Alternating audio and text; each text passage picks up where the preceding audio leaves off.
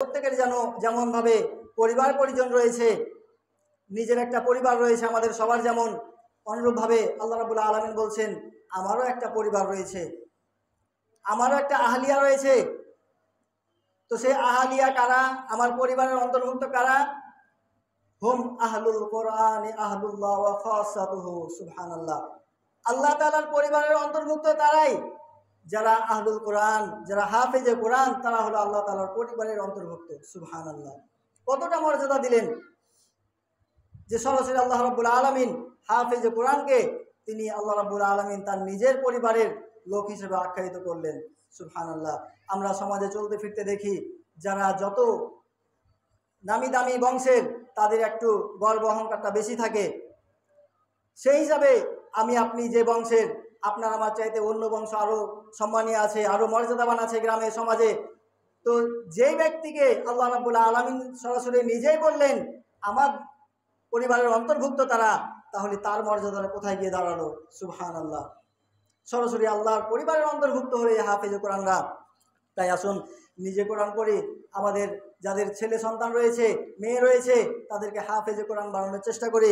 আল্লাহ রাব্বুল আলামিন আমাদেরকে সেই তৌফিক দান করুন, আল্লাহুম্মা আমিন। আরেকটি হাদিসে রাসূল সাল্লাল্লাহু আলাইহি ওয়াসাল্লাম বলছেন যে কিয়ামতের দিন যারা হাফেজে কোরআন, তাদেরকে আল্লাহ রাব্বুল আলামিন আরেকটি বিশেষ মর্যাদা দান করবেন। ইকালু লিসাহিবিল কোরআন ইকরা ওয়ারতাকি ওয়ারাত্তিল কামা কুনতা তুরাত্তিল ফিদ দুনিয়া ফাইন্না মানজিলাকা ফি আখিরি আয়াতিন তাকরাউহা। আবু দাউদের 1464 নম্বর হাদিসে রাসূলুল্লাহ বলছেন ইকালু লিসাহিবিল কোরআন, কিয়ামতের দিন যারা হাফেজে কোরআন, সে হাফেজে কোরআনকে আল্লাহ রাব্বুল আলামিনের পক্ষ থেকে জানিয়ে দিবেন ফেরেশতারা। আল্লাহ রাব্বুল আলামিন জানিয়ে দিবেন তার হাফেজে কোরআনদেরকে ইকরাউল কোরআন, তোমরা কোরআন পড়তে থাকো।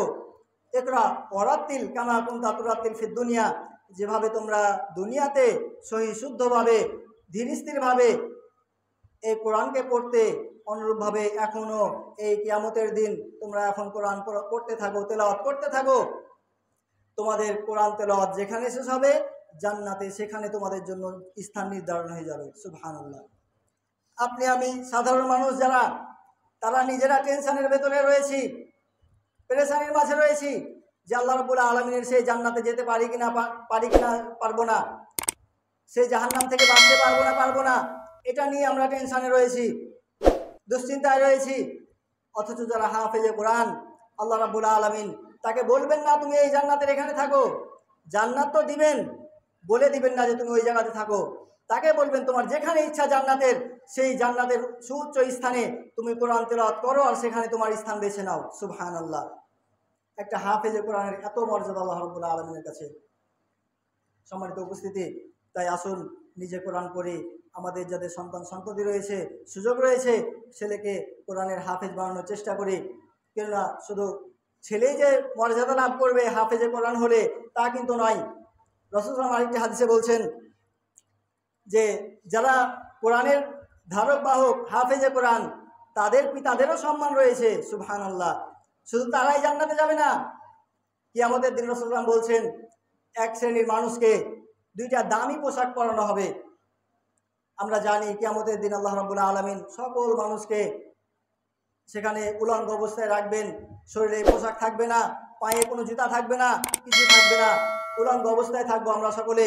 এই অবস্থাতে আমাদের সেই সকল মানুষের মাঝ থেকে আল্লাহ রাব্বুল আলামিন এক শ্রেণীর মানুষকে তাদেরকে দুইটা দামি পোশাক প্রদান করাবেন, তাদেরকে ডেকে দুইটা দামি পোশাক দান করবেন, পরিধান করাবেন সকল উলঙ্গ মানুষের মাঝে।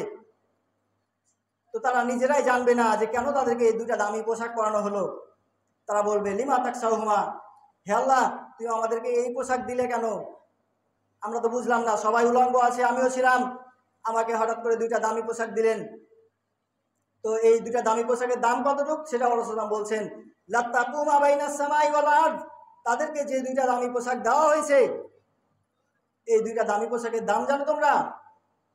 লাতাকুমা বাইনাস সামাই ওয়াল আরদ, এই আসমান এবং জমিনের মাঝে যা কিছু আছে, যত দামি দামি মূল্যবান স্বর্ণ রৌপ্য যা রয়েছে কেন না, সকল কিছুকে যদি একদিকে দেওয়া হয় আর এই দুইটা পোশাককে যদি একদিকে দেওয়া হয়, তারপরও তার সমপর্যায়ে সমমূল্যের হবে না। সুবহানাল্লাহ। এত দামি পোশাক কোরআনের হাফিজের পিতামাতাকে আল্লাহ রাব্বুল আলামিন কিয়ামতের দিন দান করবেন। আল্লাহু আকবার। তাহলে শুধু হাফেজে কোরআন সে নিজে জান্নাতে যাবে তা নয়, আল্লাহ রাব্বুল আলামিন তাকে তো জান্নাত দিবেন, তার যারা পিতামাতা তাদেরকেও আল্লাহ রাব্বুল আলামিন জান্নাতে সুউচ্চ স্থানে মর্যাদা সহকারে তাদেরকে দামি পোশাক পরিয়ে আল্লাহ রাব্বুল আলামিন তাদেরকে জান্নাত প্রদান করবেন ইনশাআল্লাহ। তাই যাদের সন্তান রয়েছে, যাদের সুযোগ রয়েছে, সন্তানকে কোরআন শিক্ষা করার চেষ্টা করেন, কোরআন শিক্ষা দেন, সাথে সাথে হাফেজে কোরআন বানানোর চেষ্টা করেন। আল্লাহ রাব্বুল আলামিন আমাদেরকে সকলকে কবুল করুন, আল্লাহুম্মা আমিন। আরেকটি হাদিসে রাসূলুল্লাহ বলছেন, আবু দাউদের 4843 নম্বর হাদিস, ইন্না মিন ইজলালিল্লাহি ইকরামু দি শাইবাতিল মুসলিম ওয়া হামিলুল কোরআন। যারা সমাজের মাঝে বৃদ্ধ ব্যক্তি